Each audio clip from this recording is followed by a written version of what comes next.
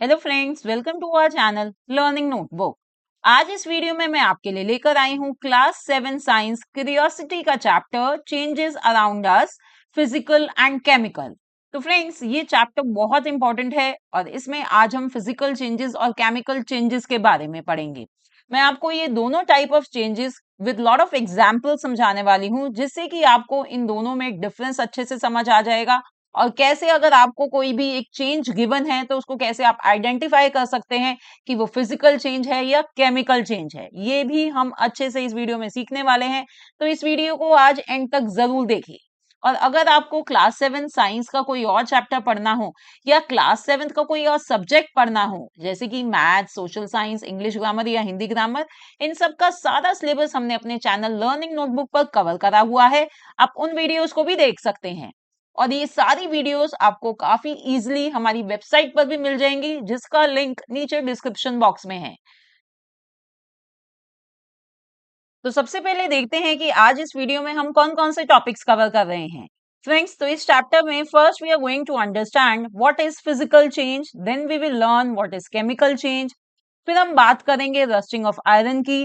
Then we will learn what is combustion and changes in burning candle. और उसके बाद हम सीखेंगे desirable changes and undesirable changes, and our last topic will be natural changes. So let's start with our first topic and understand what is a physical change.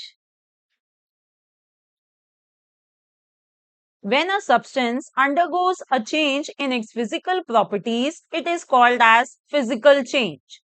तो जब किसी substance की physical properties change होती हैं तो उसे कहते हैं फिजिकल चेंज। देखिए, फिजिकल प्रॉपर्टीज का मतलब है कि उस सब्सटेंस की शेप चेंज हो सकती है, उसका साइज चेंज हो सकता है, या उसका कलर चेंज हो सकता है, या उसकी स्टेट भी चेंज हो सकती है। स्टेट यानी जो हमने पढ़े थे ना, states of matter, solid, liquid, gas, तो वो स्टेट भी चेंज हो सकती है। तो जब भी किसी सब्सटेंस की फिजिकल प्रॉपर्टीज में चेंज आता है तो उसे कहते हैं फिजिकल चेंज। अब देखिए, मैंने आपको फिजिकल प्रॉपर्टीज में चेंज के बारे में बताया, तो इन सभी के एक एक एग्जाम्पल भी समझ लेते हैं। जैसे कि शेपिंग क्ले। अब देखिए, एक ये ब्लॉक ऑफ क्ले है। अब मैंने इसको मोल्ड करा तो पहले मैंने इसका पॉट बनाया क्ले का, फिर मैंने इसकी एक फिगर बना दी, फिर इस फॉर्म में ट्रांसफॉर्म कर दिया। तो ये सभी की सभी क्ले ही हैं, बस उसकी शेप चेंज हुई है। तो ये है फिजिकल चेंज।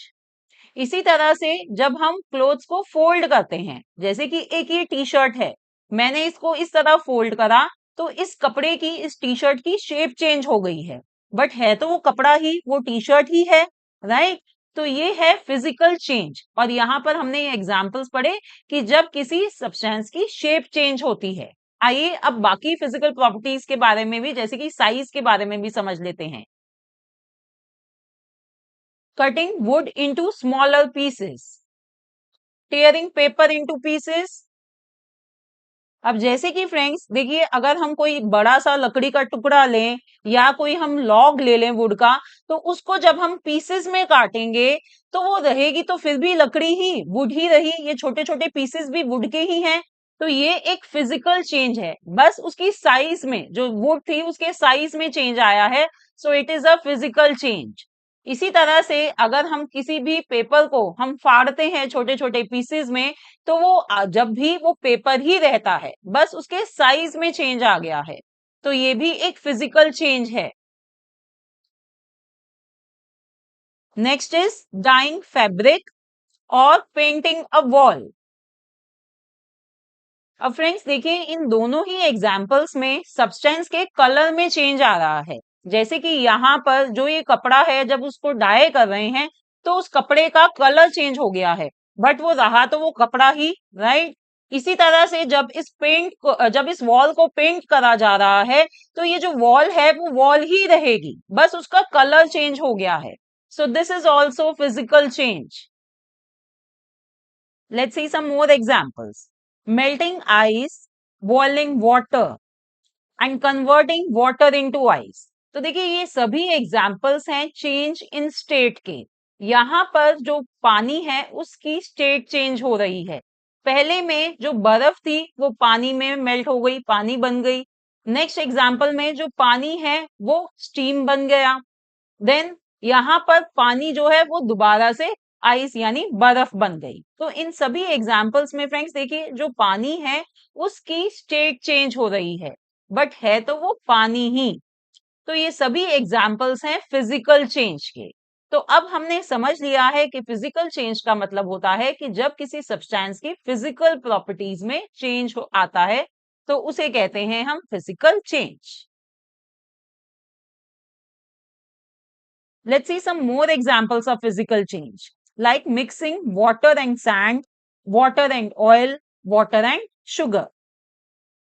अब फ्रेंड्स देखिए, ये सभी फिजिकल चेंज के एग्जाम्पल्स कैसे हैं? क्योंकि अगर हम वाटर और सैंड को मिक्स करते हैं, जब भी वाटर वाटर ही रहेगा और सैंड सैंड ही रहेगी, और हम इन दोनों को उस मिक्सचर से सेपरेट भी कर सकते हैं। Same for water and oil and water and sugar as well.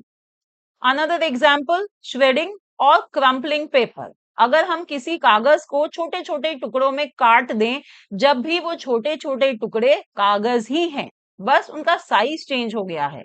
इसी तरह से अगर आप कागज को अपनी मुट्ठी में पकड़कर मुचोड़ दें अच्छे से, जब भी वो क्या है, वो कागज ही है। Another example, crushing a piece of chalk. अगर आपके स्कूल में कोई चॉक है और आप उसको क्रश करते हैं, राइट, तो वो उसका चॉक पाउडर बन गया। बट जो कैल्शियम कार्बोनेट था, जो चॉक यानी कैल्शियम कार्बोनेट है, वो पाउडर में भी कैल्शियम कार्बोनेट ही रहा, तो चॉक चॉक ही रहा। इसी तरह से ब्रेकिंग अ ग्लास। अगर हम किसी शीशे को तोड़ दें, कोई शीशे का टुकड़ा है, उसको आप जमीन पर फेंक के मारें तो वो टुकड़े टुकड़े हो जाता है, वो छोटे छोटे पीसेस में कन्वर्ट हो जाता है, बट है तो वो शीशा ही। तो फ्रेंड्स, इसीलिए ये सभी एग्जाम्पल्स हैं फिजिकल चेंज के।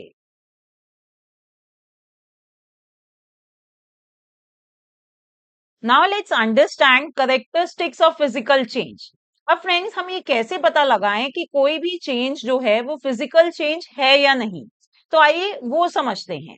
पहला करेक्टरिस्टिक है फिजिकल चेंज का, that during a physical change no new substance is form. यानी कि फिजिकल चेंज में कोई भी नया सब्सटेंस नहीं फॉर्म होता। For example, crushing a can changes its shape but it is still aluminium. अगर फ्रेंड्स हम हमारे पास ये कैन है, इसको हम क्रश करते हैं, तो जो वो कैन है, ये जो क्रश्ड कैन है, ये अभी भी कैन ही है। इन द सेंस ये एल्यूमिनियम से बना था और अभी भी एल्यूमिनियम का ही है, बस इसकी शेप में चेंज आ गया है, कोई नया सब्सटेंस नहीं बना, right? Another characteristic of physical change is that it is generally reversible, especially if it is a state change. तो friends, physical changes usually reversible होते हैं, ज्यादातर वो रिवर्सिबल होते हैं, स्पेशली अगर सब्सटेंस की स्टेट चेंज हो रही है तो।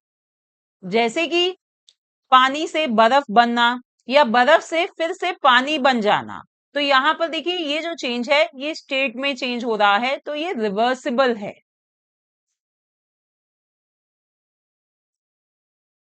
Even pricking an inflated balloon with a pin is a physical change. अब यहाँ देखिए, मैंने दो बैलून्स लिए हैं। पहले बैलून को मैंने फुलाया और फिर उसमें से हवा निकाल दी। तो इसे तो आप कहेंगे कि हाँ मैम, ये तो फिजिकल चेंज ही है। भाई, अब मैं इसको दोबारा भी इन्फ्लेट कर सकती हूँ, दोबारा हवा निकाल सकती हूँ। So it is a physical change, no doubt.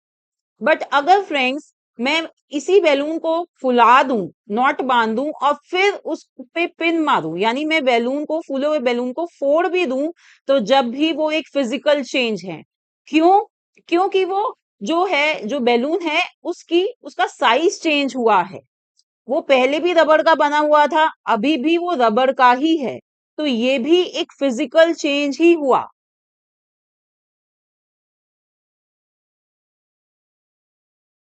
Another characteristic of physical change is during a physical change, the substance chemical composition remains unchanged. अब देखिए, फिजिकल चेंज में जो सब्सटेंस का केमिकल कंपोजिशन होता है वो चेंज नहीं होता। जैसे कि अभी मैंने आपको बैलून का एग्जांपल दिया था कि भाई, जब बैलून को फोड़ भी दिया तो जब भी वो था तो रबड़ का ही रहेगा, तो वो रबड़ का ही, तो उसका जो केमिकल कंपाउंड है, जो उसकी कंपोजिशन है, वो चेंज नहीं होती, तो इसलिए वो एक फिजिकल चेंज होता है।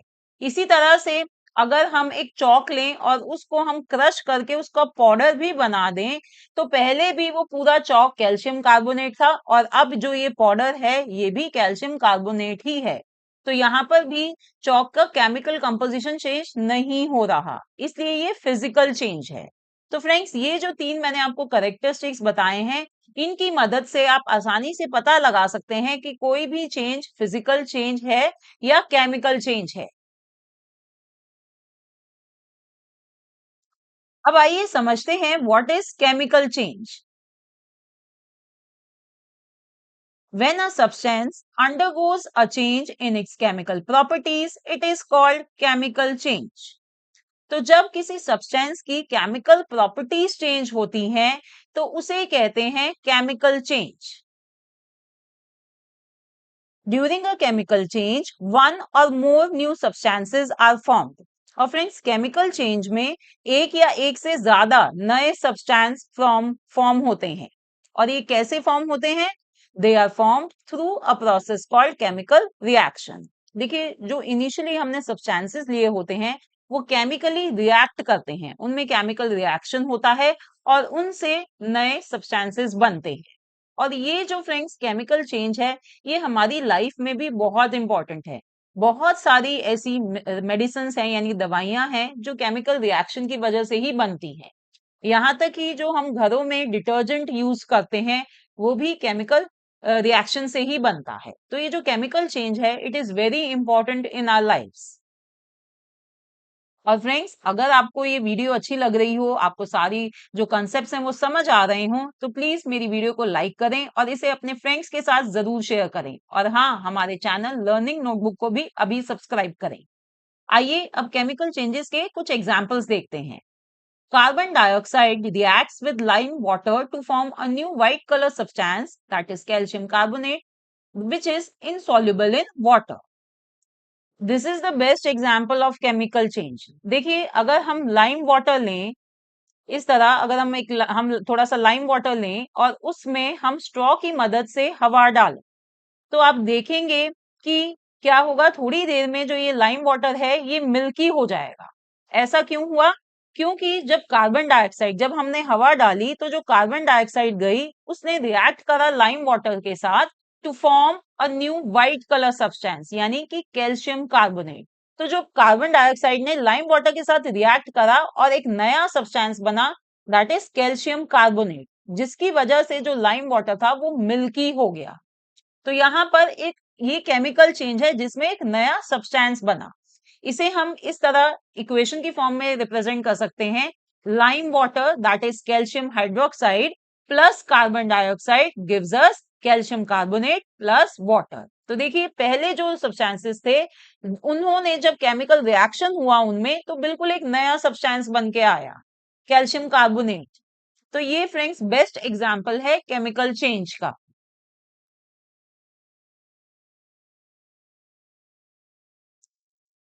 Another example, baking soda and vinegar reacts to form carbon dioxide, water and sodium acetate. So friends, ये और भी अच्छा एग्जाम्पल है क्योंकि बेकिंग सोडा और विनेगर ये दोनों ही चीजें हमारी किचन में इजीली अवेलेबल होती हैं। तो अगर हम इन दोनों चीजों को मिक्स कर दें तो ये आपस में रिएक्ट करेंगी और ये फॉर्म करेंगे न्यू सब्सटेंसेस। क्या क्या नई नई चीजें बनेंगी इससे? Carbon dioxide, water and sodium acetate. यहाँ पर इस पिक्चर में देखिए, विनेगर और बेकिंग सोडा को जब हमने मिक्स करा तो इन्होंने रिएक्ट करा और बबल्स फॉर्म हुए।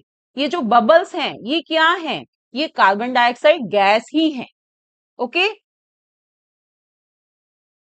और इसे हम इक्वेशन की फॉर्म में रिप्रेजेंट कर सकते हैं इस तरह। Vinegar plus baking soda gives us sodium acetate plus water plus carbon dioxide. और हाँ फ्रेंड्स, अगर हमें टेस्ट करना हो कि भाई ये कार्बन डाइऑक्साइड गैस ही है या नहीं, तो इसके लिए हम इसको, ये जो बबल्स हैं इनको अगर हम लाइम वाटर से पास करें तो जो लाइम वाटर है वो मिल्की हो जाएगा, जैसे कि हमने लास्ट एग्जाम्पल में देखा था। तो उससे हमें समझ आ सकता है कि हाँ, ये कार्बन डाइऑक्साइड गैस ही है जिसमें ये बबल्स फॉर्म हो रहे हैं। Now let's understand characteristics of chemical change. First is during a chemical change one or more new substances are formed. तो ये तो फ्रेंड्स हमने अभी पीछे एग्जांपल्स में देखा ही है कि केमिकल चेंज में एक या एक से ज्यादा नए सब्सटेंसेस बनते हैं। और एग्जांपल्स में फ्रेंड्स जो हम डेली लाइफ का एक जो हमारा एग्जांपल है वो है फॉर्मिंग ऑफ कर्ड। जब हम दूध से दही जमाते हैं तो जो ये दही है यानी कर्ड जो है वो एक नया सब्सटेंस है, तो ये भी एक केमिकल चेंज होता है। आप दही से दोबारा दूध नहीं बना सकते, right? So it is also a chemical change जहां पर दही जो है वो एक नया सब्सटेंस फॉर्म हो रहा है।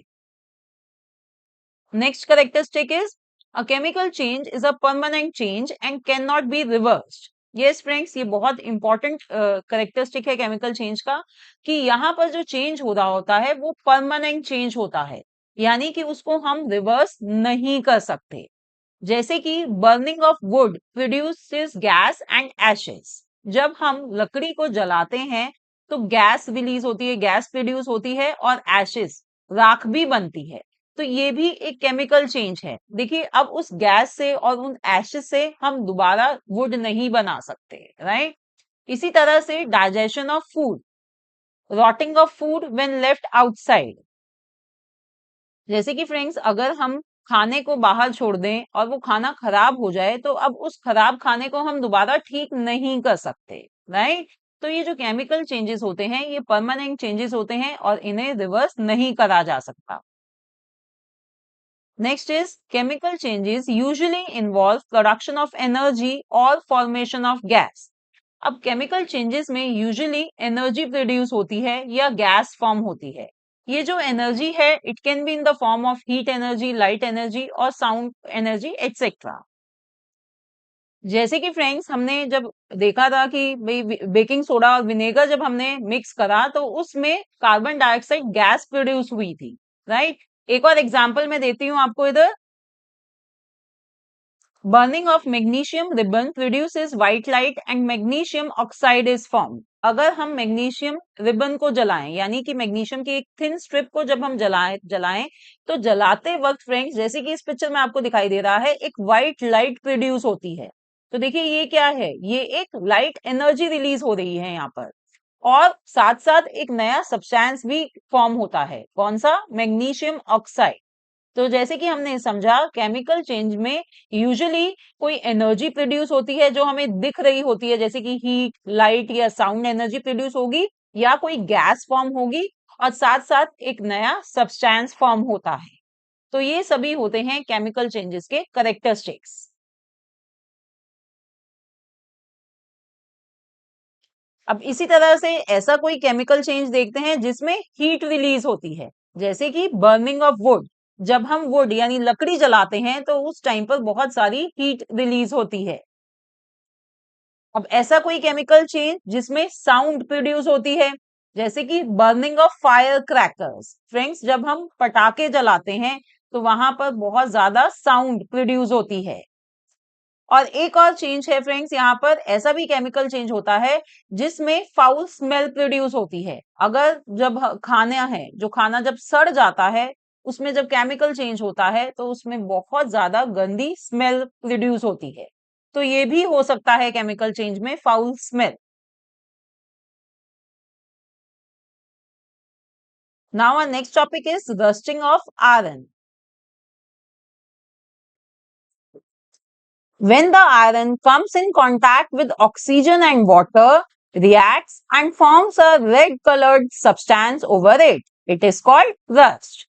तो फ्रेंड्स जब आयरन ऑक्सीजन और वाटर के कांटेक्ट में आता है तो ये एक केमिकल रिएक्शन होता है जिसकी वजह से एक रेडिश ब्राउन सी चीज फॉर्म हो जाती है आयरन पर। देखिए जैसे कि यहाँ आपको इस पिक्चर में दिखाई दे रहा है।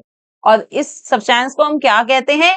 इसे हम कहते हैं रस्ट यानी जंग। इसे केमिकल इक्वेशन की फॉर्म में हम इस तरह लिख सकते हैं friends. Iron that is Fe plus oxygen that is O2 from the air plus water that is H2O gives rust which is iron oxide Fe2O3।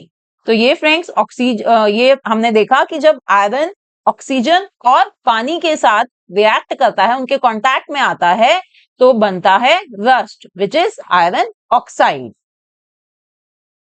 And remember friends, for rusting, the presence of both oxygen and water or water vapor in air is essential.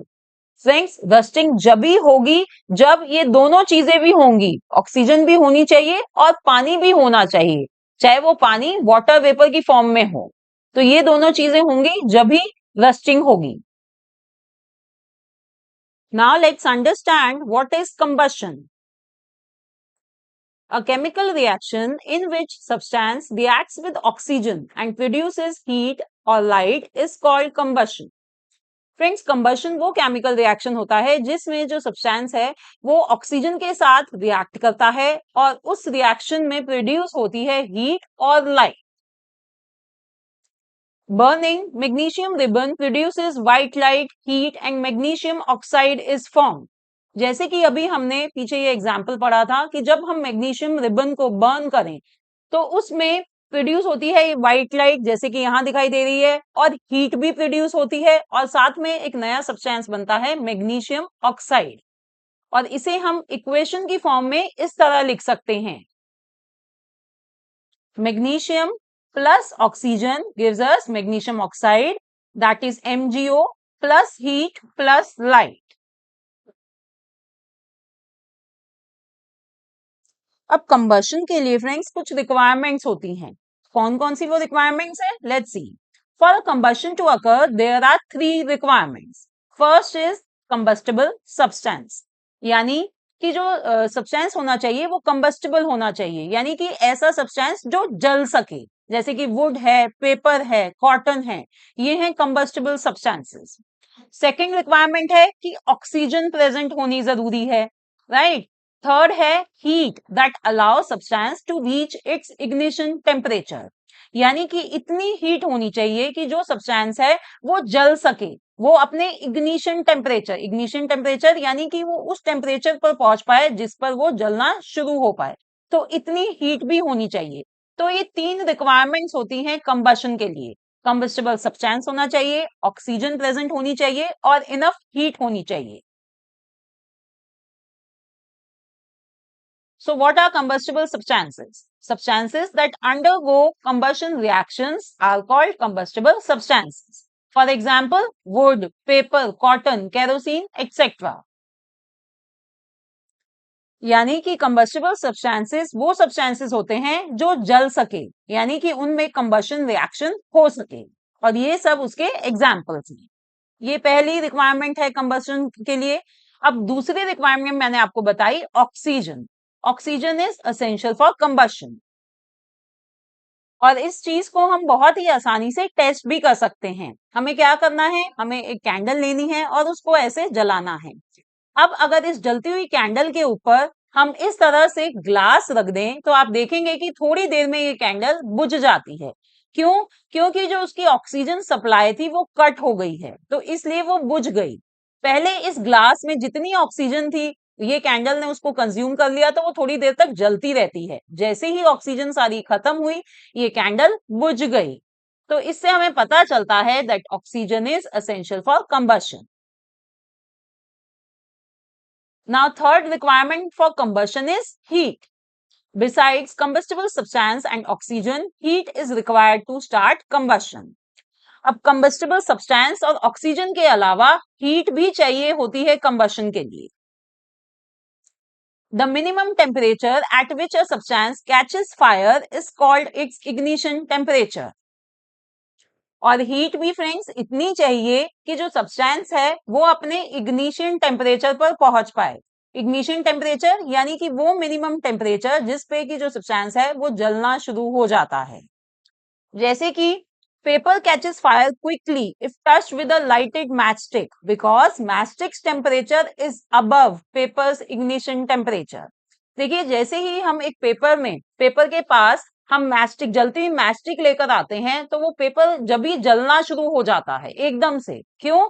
क्योंकि जो matchstick का temperature है वो paper के ignition temperature से ज्यादा होता है. अब फ्रेंड्स आप सोचेंगे कि भाई ये जो मैचस्टिक से तो कुछ भी जल जाएगा, भाई मैचस्टिक से पेपर तो जलेगा ही जलेगा, इसमें क्या खास बात हुई.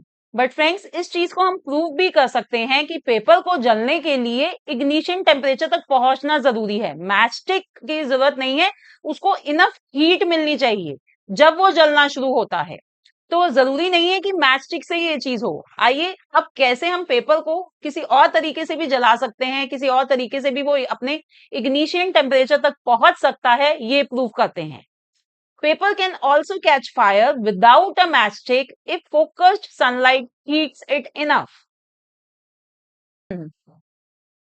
अब फ्रेंड्स देखिए, अगर हम एक पेपर लें और उस पर हम सनलाइट को फोकस करें with the help of a magnifying glass, जैसे कि इस पिक्चर में आपको दिखाई दे रहा है, तो थोड़ी देर में आप देखेंगे कि जो पेपर है वो ये देखिए वो जलना शुरू हो गया है, क्योंकि उसको इतनी हीट मिल रही है सनलाइट की मदद से और मैग्नीफाइंग ग्लास की मदद से हम उसको फोकस कर रहे हैं उस हीट को, और वो पेपर जलना शुरू हो गया वो अपने जब इग्निशन टेम्परेचर पर पहुंचा। तो यहां पर हम ये बात बताना चाह रहे हैं कि जरूरी नहीं है कि मैचस्टिक से ही वो पेपर जलेगा। रिक्वायरमेंट क्या है? इनफ हीट की, कि इतनी हीट उसे मिले कि इग्निशन टेम्परेचर पर वो पहुंचे और वो जलना शुरू हो पाए।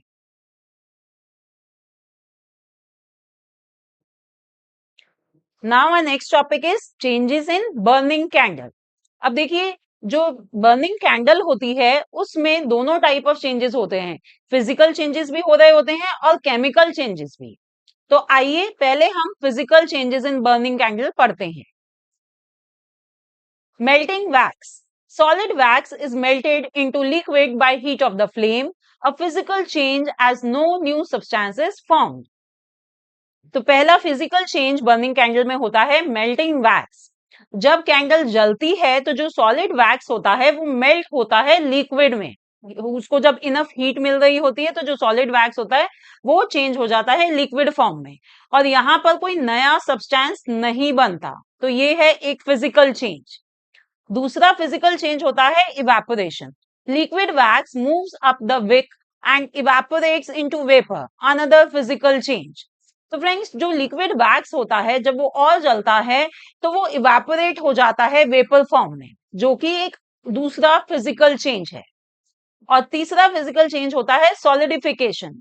Wax drips out and cools back into solid, which is also a physical change. और बहुत बारी आपने देखा होगा जब बहुत देर तक कैंडल जलती रहती है तो जो उसका वैक्स जो लिक्विड फॉर्म में अंदर होता है वो ड्रिप हो जाता है, इस तरह बाहर आके गिरना शुरू हो जाता है, जो कुछ देर में ठंडा होकर फिर से सॉलिड हो जाता है फिर से। तो ये जो सॉलिडिफिकेशन है ये भी एक फिजिकल चेंज है। तो यहां पर देखिए फ्रेंड्स, इन तीनों ही फिजिकल चेंजेस में जो वैक्स था वो वैक्स ही रहा, बस उसकी स्टेट चेंज हो रही है, कोई नया सब्सटेंस नहीं क्रिएट होता। तो इसलिए ये सभी चेंजेस हैं फिजिकल चेंजेस। अब बात करते हैं केमिकल चेंज की in burning candle. Burning wax vapours. Wax vapor burns in the presence of oxygen, which produces carbon dioxide, heat and light. अब देखिए फ्रेंड्स, केमिकल चेंज क्या होता है बर्निंग कैंडल में? जब जो वैक्स वेपर होते हैं वो ऑक्सीजन की प्रेजेंस में बर्न होना शुरू होते हैं तो वो प्रोड्यूस करते हैं नए सब्सटेंसेस। कौन कौन से? कार्बन डाइऑक्साइड, और उसके साथ प्रोड्यूस होता है हीट और लाइट भी। तो ये है chemical change. Wax vapour plus oxygen gives us carbon dioxide plus heat plus light. तो जो हमें ये कैंडल में जलती हुई विक दिखाई देती है वो यही होती है। तो इस तरह से देखिए, बर्निंग कैंडल में दोनों टाइप ऑफ चेंजेस होते हैं, फिजिकल चेंज भी और केमिकल चेंजेस भी। तो फ्रेंड्स याद रखिए, जरूरी नहीं है कि अगर किसी सब्सटेंस में कोई चेंज हो रहा है तो वो सिर्फ फिजिकल या सिर्फ केमिकल ही होगा, दोनों टाइप ऑफ चेंजेस भी पॉसिबल हैं। Now our next topic is desirable changes. Both physical and chemical changes are useful to us and are hence desirable. और ये दोनों ही चेंजेस जो होते हैं ये हमारे लिए यूजफुल हैं और इसीलिए डिजायरेबल भी हैं। जैसे कि मिल्क इनटू कर्ड, जब दूध से हम दही जमाते हैं तो वो हमारे लिए डिजायरेबल चेंज है।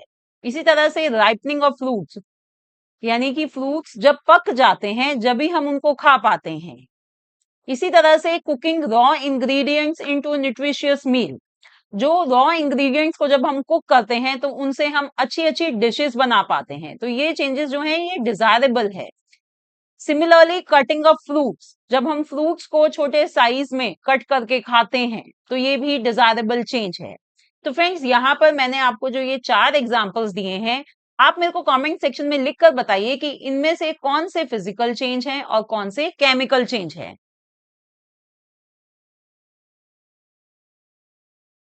Now what are undesirable changes? Some physical and chemical changes are not useful and hence are undesirable. अब कुछ केमिकल और फिजिकल चेंजेस यूजफुल नहीं होते और इसीलिए वो अनडिजायरेबल होते हैं, हम उन्हें नहीं चाहते कि वो हों। जैसे कि rusting of iron damages tools and structures. Friends, हमने रस्टिंग ऑफ आयरन पढ़ा था, तो ये एक ऐसा चेंज है जिसकी वजह से जो टूल्स और स्ट्रक्चर्स होते हैं उनमें क्या होता है कि वो डैमेज हो जाते हैं, उनकी जो लाइफ होती है वो कम हो जाती है और वो जल्दी खराब हो जाते हैं। तो ये एक ऐसा चेंज है जो हमारे लिए अनडिजायरेबल है। इसी तरह से ब्लैकनिंग ऑफ सिल्वरवेयर, जैसे कि जो सिल्वर यानी चांदी से जो चीजें बनती हैं, जब वो मॉइस्चर यानी कि हवा और पानी के कांटेक्ट में आती हैं तो वो चीजें काली पड़ जाती हैं। तो ये जो केमिकल चेंज है फ्रेंड्स, ये अनडिजायरेबल है, हम नहीं चाहते कि जो सिल्वर से चीजें बनती हैं वो काली पड़े। सिमिलरली डिकेइंग ऑफ फूड, यानी कि जब खाना सड़ जाता है तो वो भी एक अनडिजायरेबल चेंज है। देन ब्रेकिंग ऑफ ग्लास, अगर ग्लास से यानी कि कांच से बना हुआ कोई बर्तन हमसे हाथ से छूट जाता है तो वो नीचे गिर के टूट गया, वो एक फिजिकल चेंज है बट वो एक अनडिजायरेबल चेंज है। अब फ्रेंड्स देखिए, कुछ ये जो अनडिजायरेबल चेंजेस होते हैं इनको हम डिजायरेबल बना सकते हैं, जैसे कि डिकेइंग ऑफ फूड, जो खाना खराब हो गया है उसको अगर हम खाद बनाएं, उसको एज हम कंपोस्ट बना लें तो जो ये अनडिजायरेबल चेंज था वो डिजायरेबल चेंज बन सकता है। Now next topic is natural changes. Weathering of rocks, अब नेचर में भी कुछ ऐसे चेंजेस होते हैं जो जरूरी होते हैं, जैसे कि weathering of rocks. Weathering of rocks is the process where rocks break down into smaller pieces through physical and chemical changes and eventually forming soil. तो weathering वो प्रोसेस होता है जिसमें जो बड़े बड़े पत्थर होते हैं वो छोटे छोटे पीसेस में टूट जाते हैं और इवेंचुअली वो मिट्टी बन जाते हैं through physical and chemical changes. आइए अब देखते हैं कि जो वेदरिंग में फिजिकल चेंजेस आते हैं वो कैसे आते हैं।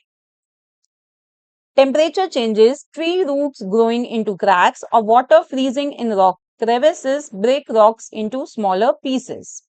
तो फिजिकल चेंज क्या होता है वेदरिंग में कि जो बड़े बड़े जो ये रॉक्स होते हैं वो छोटे छोटे पीसेस में टूट जाते हैं। कैसे?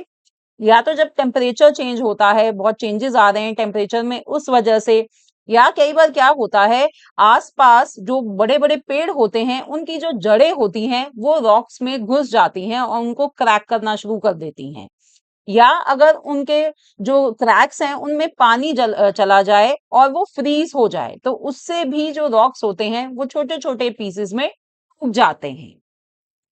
यहाँ तक कि फ्रेंड्स, जो ये छोटे छोटे पीसेस होते हैं जब ये सॉयल बनते हैं तो वो भी एक फिजिकल चेंज है। क्यों? क्योंकि अगर हम सॉयल एक जगह इकट्ठी हो जाए तो over a period of time वो दोबारा से रॉक बन सकती है, तो वो भी एक फिजिकल चेंज है। Now chemical weathering, it occurs when chemicals in water react with rocks.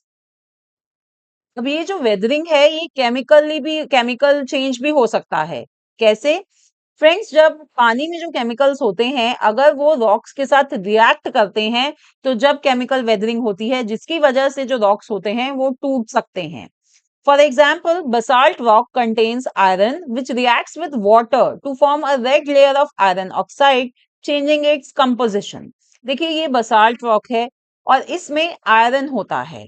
तो जब पानी, ये जो आयरन है ये रिएक्ट करता है पानी के साथ तो ये एक ऐसी रेड लेयर सी, यानी कि जो पत्थर है बसाल्ट रॉक वो उस पे ऐसी रेड लेयर सी आनी शुरू हो जाती है, जो क्या है, जो आयरन ऑक्साइड है, एक नया सब्सटेंस फॉर्म हुआ आयरन ऑक्साइड।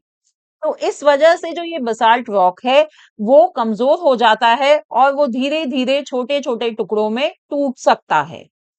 सो फ्रेंड्स, जो रॉक्स में वेदरिंग होती है वो दोनों वजह से हो सकती है, फिजिकल चेंजेस की वजह से भी और केमिकल चेंजेस की वजह से भी। Now next is erosion.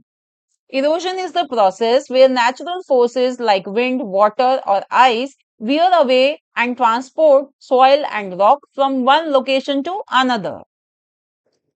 Next natural change है इरोजन। इरोजन क्या होता है? इरोजन वो प्रोसेस होता है जब नेचुरल फोर्सेस जैसे कि हवा, पानी या आइस, बर्फ रॉक्स को घिस देती हैं और सॉइल और रॉक को ट्रांसपोर्ट करती हैं, यानी कि उन्हें बहा कर ले जाती हैं एक जगह से दूसरी जगह।